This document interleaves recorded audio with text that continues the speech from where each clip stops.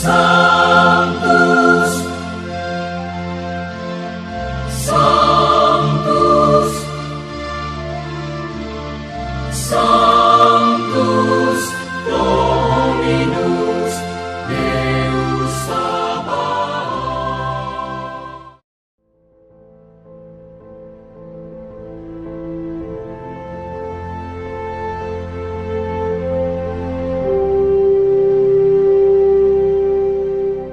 Menteri Dalam Negeri Tito Karnavian melantik beberapa penjabat gubernur daerah otonom baru atau DOB Papua dan beberapa provinsi di Indonesia, termasuk Provinsi DKI Jakarta.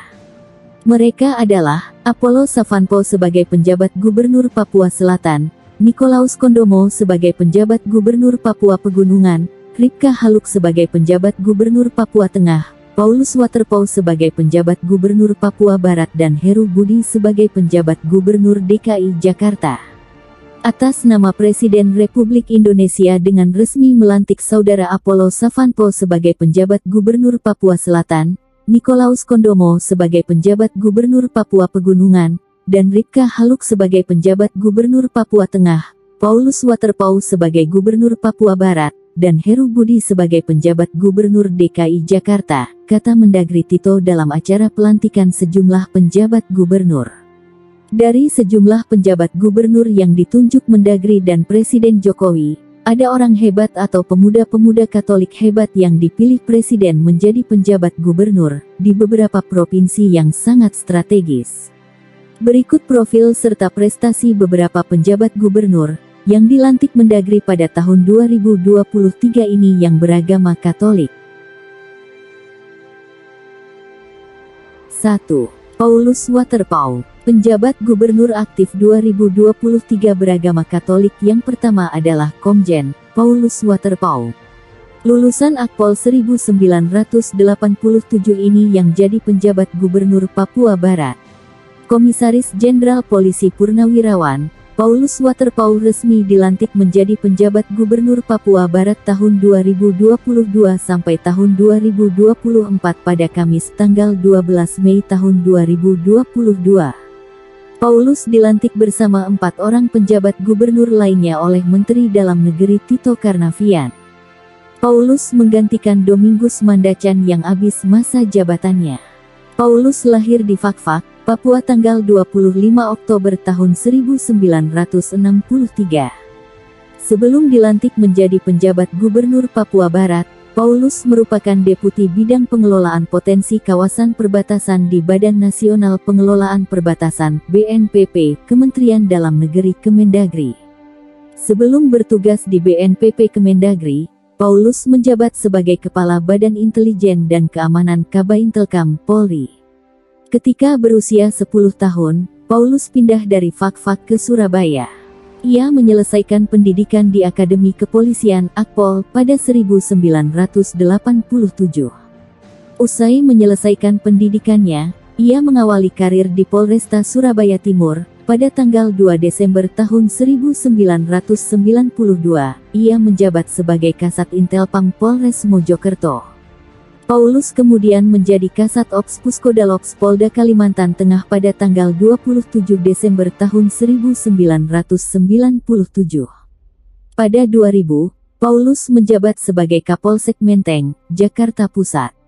Ia memiliki keterampilan dalam bidang intelijen hingga akhirnya ia ditugaskan di tanah kelahirannya, Papua. Pada 2002, Paulus diangkat sebagai Kapolres Mimika. 3 tahun kemudian, Paulus menjadi Kapolres Jayapura. Karir Paulus pun semakin cemerlang ketika dirinya dilantik menjadi Kapolda Papua Barat pada 2014. Di tahun berikutnya, yakni pada 2015, Paulus dilantik menjadi Kapolda Papua. Pada tanggal 2 Juni tahun 2017, Paulus dilantik menjadi Kapolda Sumatera Utara. Usai menjadi Kapolda Sumatera Utara, Paulus menjadi analis kebijakan utama bidang Sespintis Sespim Lendiklat Polri. Pada 2019, ia kembali ditugaskan menjadi Kapolda Papua. 2. Apollo Savanpo, cendekiawan putra suku Asmat jadi penjabat gubernur Papua Selatan. Penjabat Gubernur beragama Katolik 2023 yang kedua adalah Apollo Savanpo.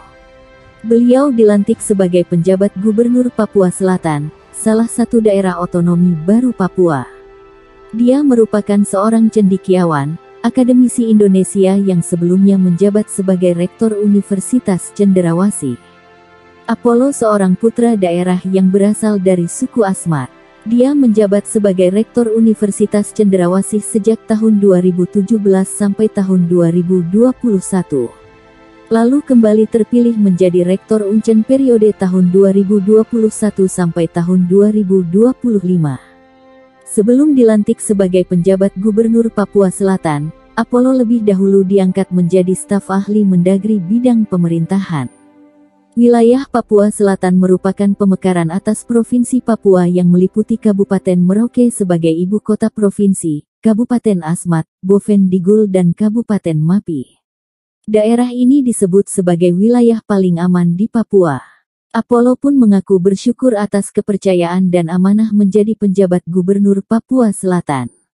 Semoga ini menjadi awal yang baik untuk kita bangun Papua Selatan lebih maju, mengejar ketertinggalan dan pada akhirnya menuju tujuan menyejahterakan masyarakat, ujar Apollo di Jakarta. Menurutnya, fokus awal pemerintahannya pada pembangunan sumber daya manusia (SDM). Hal tersebut sesuai arahan dari Presiden Joko Widodo untuk mengutamakan pembangunan SDM. Kami mulai dengan pembangunan manusia, karena itu sudah sesuai dengan visi misi Bapak Presiden dan juga program prioritas Bapak Presiden pada periode kedua ini. Beliau lebih mengutamakan pembangunan SDM yang akan meliputi pendidikan, kesehatan, perekonomian dan seterusnya, katanya. Dia juga mengaku bersyukur karena keinginan dan harapan masyarakat untuk memiliki provinsi sendiri di wilayah selatan hari ini terwujud. Hal ini dengan diresmikannya secara de facto Provinsi Papua Selatan oleh Menteri Dalam Negeri Mendagri Tito Karnavian atas nama Presiden. Jadi tentu seluruh masyarakat di wilayah selatan Papua merasa bersyukur, berterima kasih, ucapnya. 3. Nikolaus Kondomo, Jaksa Putra Daerah dilantik jadi penjabat Gubernur Papua Pegunungan. Penjabat Gubernur 2023 beragama Katolik ketiga yaitu Nikolaus Kondomo dilantik menjadi penjabat Gubernur Papua Pegunungan. Dia sebelumnya menjabat sebagai Kepala Kejaksaan Tinggi Papua. Nikolaus merupakan putra asli Papua kelahiran Merauke. Dia menjadi orang Papua pertama di Korps Adiaksa yang menduduki posisi eselon 1 di Kejaksaan RI. Dalam kariernya sebagai jaksa, dia memulai dengan mengisi jabatan struktural sebagai Kasih Intel Kejari Sorong. Kemudian menjadi Kajari Fakfak dan asisten pidana khusus pada Kejati Papua. Kemudian kariernya berlanjut di luar Papua dengan menjabat sebagai Kajari Sleman, asisten pengawasan Kejati Jawa Timur dan promosi menjadi koordinator pada Jamdatun. Di Korps Adiaksa, kariernya terus melejit dan dipercaya menjadi Wakil Jaksa Tinggi Kalimantan Tengah, lalu kembali ke Papua sebagai Wakil Jaksa Tinggi Papua dan Kajati Papua. Sebelum dilantik sebagai penjabat Gubernur Papua Pegunungan, Nikolaus mendapat promosi jabatan dengan diangkat menjadi staf ahli bidang hubungan antar lembaga dan kerja sama internasional pada Kejaksaan Agung.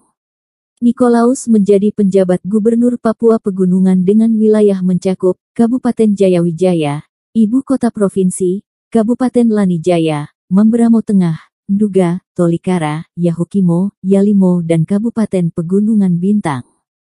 Seusai dilantik, Nikolaus mengucap syukur dan mengaku akan mengemban amanah serta kepercayaan yang diberikan dengan sebaik-baiknya. Pertama, saya bersyukur kepada Tuhan Yang Maha Esa, karena atas kasih Tuhan, menunjuk saya untuk memimpin Papua Pegunungan. Kedua, kepada pemerintah, kepercayaan pemerintah dan negara melalui Bapak Presiden Joko Widodo, yang memberikan kepercayaan kepada kami untuk memimpin tanah Papua, tanah kelahiran kami.